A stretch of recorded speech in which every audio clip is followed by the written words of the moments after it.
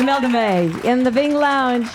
Welcome to Portland, Imelda and band. You know, this music is so addictive, this rockabilly sound. I can't believe that there's somebody not creating it in some fashion every minute of every day of every year.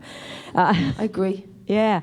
And for myself, I remember when Stray Cats and Brian Setzer hit the scene, and I was in my car, and I couldn't leave and I thought, what is this? And you're kind of recreating that same thing. I wonder what started you on this, wonderful road that you're on. Ooh, well, a good chunk of what I do is rockabilly, but there's also a little bit of blues and jazz and country and that kind of post-punk angst, I think, as well, and a bit of traditional Irish sometimes. It's definitely it's a mishmash of stuff that I've grown up with and loved and been influenced by. And I got into rockabilly. That was the first music that introduced me to a whole other world of music that wasn't necessarily mainstream radio or mainstream. So rockabilly I owe a lot to, and I always will do, and I'll always be very proud to fly the flag for it, as not many other people have been doing, and for a while. Which I never understood, because it's such an influential music, and a lot of people from Jimi Hendrix, Mark Bolan were both huge Eddie Cochran fans. And then I've gotten to meet great people like Jeff Beck, Meatloaf, David Bowie, Jimmy Page. All of them have said if it wasn't for rockabilly, they wouldn't be doing what they're doing. I've heard Paul McCartney say it, Bruce Springsteen, all these people. So I couldn't understand why this music was shunned. It made absolutely no sense to me. And people saying to me, drop that music, it's the kiss of death. And I thought, this is really weird. So I'd been a stubborn self, a fiery Irish bird. I decided to put it more into my music. But I did start singing that, and also blues and jazz, and a little rootsy club in Dublin.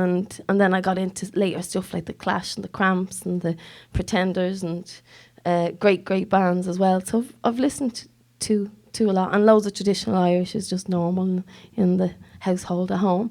So I suppose it's a big stew, if you like. A great education for you. Yes. Starting at 16 in clubs and doing that thing, and then developing this beautiful kind of ballsy voice that you have. It's I amazing. like that you said that. Yeah. I try Is and that work okay? me. That doesn't have to be edited, does it? No, I try and work my way around that, but there's no other way of saying it. Really, there isn't. And you mentioned Jeff Beck, and going back about a year and a half to the Grammy Awards.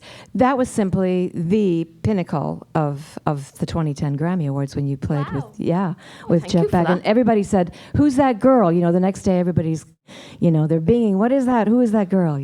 Wow. Yeah. Oh, that's great. Did you feel that? Did you feel that you'd crossed over into something a little bit headier and? Well, I was very glad to be asked to do it. It was very nice for Jeff to ask myself and Darryl to go and play on the Grammys. To get to play one with Jeff, which we've been working with Jeff for. So for him to ask for us to do that with him was terrific.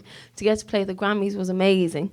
But for me, the big part of it was to do a tribute to a man like Les Paul, to do a tribute to such an innovator, an inventor, creative man, that we owe an awful lot to for his work and multi-tracking. He invented the multi-tracking recording system, which we take for granted now, that you can layer all kinds of things, and you wouldn't have so much music, that we have now without him, and the solid-bodied guitar. So to be able to do a tribute to such a great man was a big thing for me. And for me to sing Mary Ford's part, who doesn't often get as much as a look in as she should, Mary Ford was brilliant. Her harmonies were unbelievable. She was a great guitarist as well, and a terrific musician in her own right. So it was a massive... I don't know if I felt...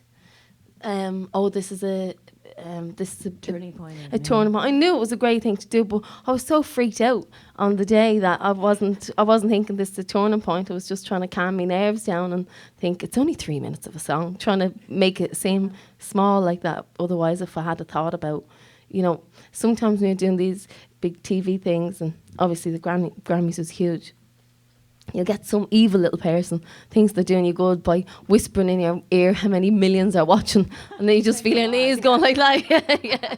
So I just kept saying to myself, it's just 3 minutes of a song, and we got through it. My feeling about you, Imelda May, is that wherever your passion takes you, you're kind of just free to follow, and we're going to come right with you. Yeah, definitely, and musically speaking. But I also wanted to give a shout out to your style because it's so much fun. For our listening audience, you're wearing an Elvis, some sort of a Elvis shirt, having seen you in several different, situations, you have some great dresses. Where does all that stuff come from? I mean, do you have a designer that you work with, or are you kind of like pulling this out of the retro shops and flea markets of Europe, or what? A bit of all of that. I love me vintage. Unfortunately, every time I come over here, I end up with another big suitcase going home, which costs me a fortune. So I love me vintage, and I do love modern, newly made stuff. There's great labels out there. Stop Staring and Hell Bunny and Bernie Dexter and Betty Page clothing. There's some great stuff that you can get. And also Al's wife, Saffron. I draw out she's very talented. I know what it is I want, so I draw out what I want, give it to her, and she makes it. I mean, how amazing. Sometimes she doesn't even see me, and she makes it, and then I might have one fitting. And she made me gold dress on the Grammys, and she's very, very talented. So. Well, Imelda, you have a fabulous sense of style and a fabulous sound, and I want to invite you to give us some more. Imelda May in the Bing Lounge. Thank you.